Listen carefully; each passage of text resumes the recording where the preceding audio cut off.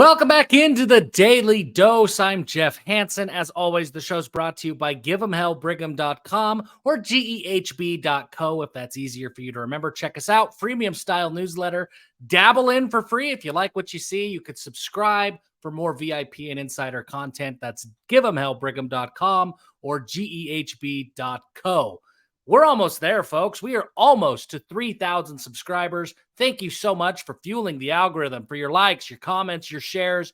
You guys are the best. I could not be here without you, and we are still going to bigger and better things, but today's a huge checkpoint. I think we're going to hit 3,000 today. Thank you so much for your support. It really does mean the world to me. You guys are the best. Thank you so much.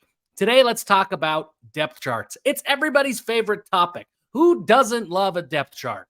We're going to talk about the defensive side of the ball today, and I want to just give you where I think things stand ahead of BYU's first scrimmage later this week.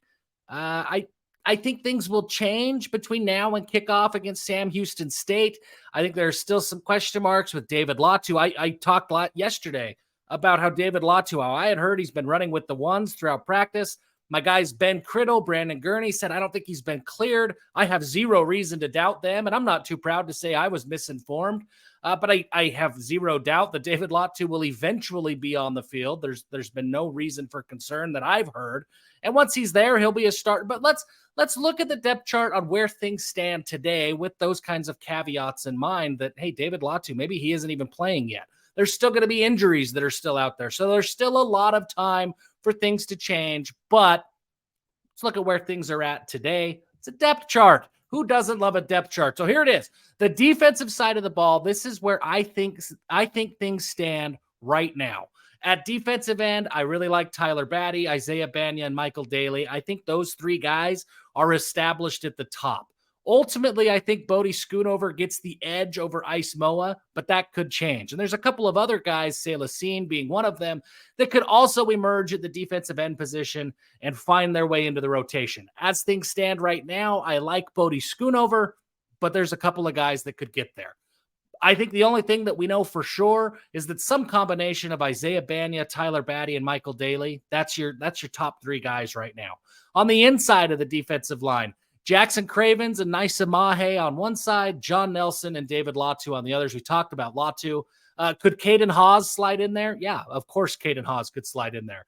Bruce Mitchell is a name that I've heard that's played really well. He impressed the former staff a lot, former South Summit High School from Camas, really underrated guy who kind of came to camp after his mission and was bigger and stronger than anybody expected him to be.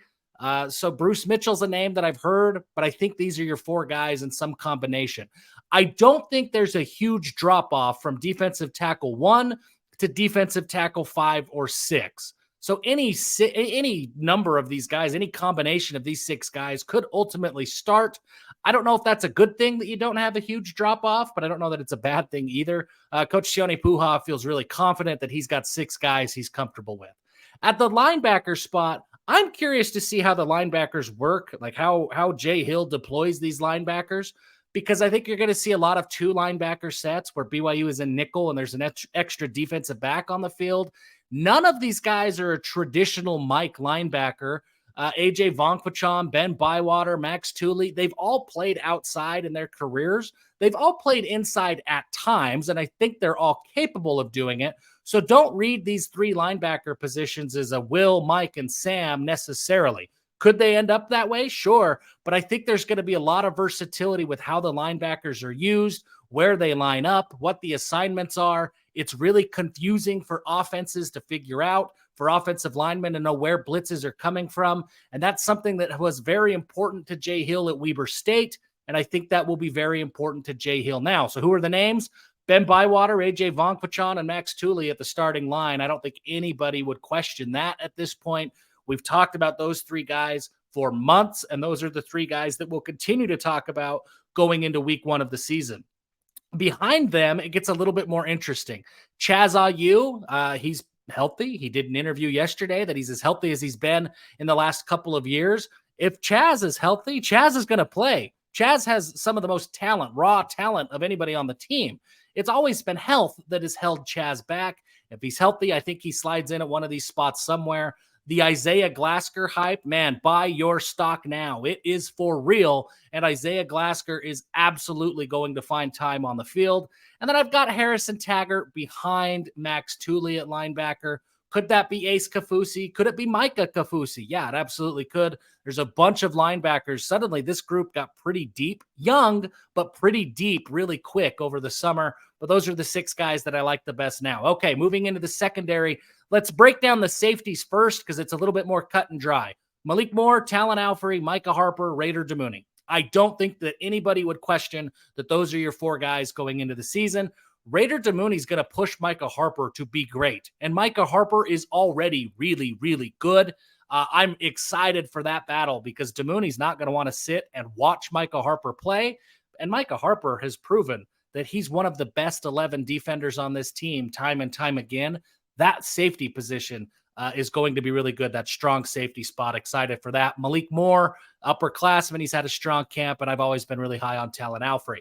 Okay, now moving to the cornerback spot, it's a little bit more interesting because I think we're going to see a lot of nickel back and a lot of 5 defensive back situations where there's an extra cornerback on the field. And that kind of throws the depth chart that I have here a little bit awry. But what I've got so far, if BYU is in a traditional 3-4, Jacob Robinson and Eddie Heckard are lining up at corner with Jaden Dunlap and Camden Garrett as the backups.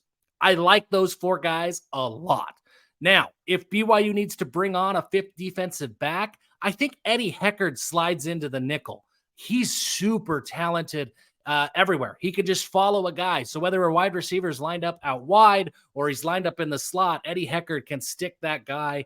And I think that's where he goes. I think he slides inside and follows guys around. He's physical. If that's what happens, Camden Garrett slides up a line. Jacob Robinson is there. Then you're starting to factor in guys like maybe an Evan Johnson or a Marcus McKenzie or a Maury Bamba.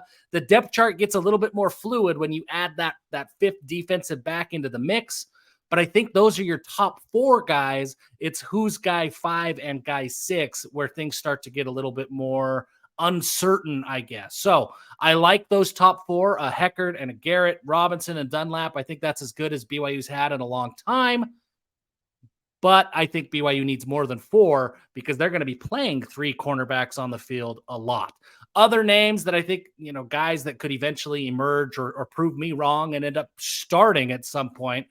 Marcus McKenzie, Mitchell, Moa, we talked about them. Dylan Flowers has had a strong camp. Southern Utah transfer. Blake Mangelson, Caden Haas, Josh Singh. There's a lot of guys who are right there on the cusp of finding their way into the 2 deep. But ultimately, I can only pick 22 guys to make up a 2 deep. These are the 22 guys that I see right now. I like where BYU's defense is. The biggest addition from the transfer portal this year, Jay Hill and his coaching staff.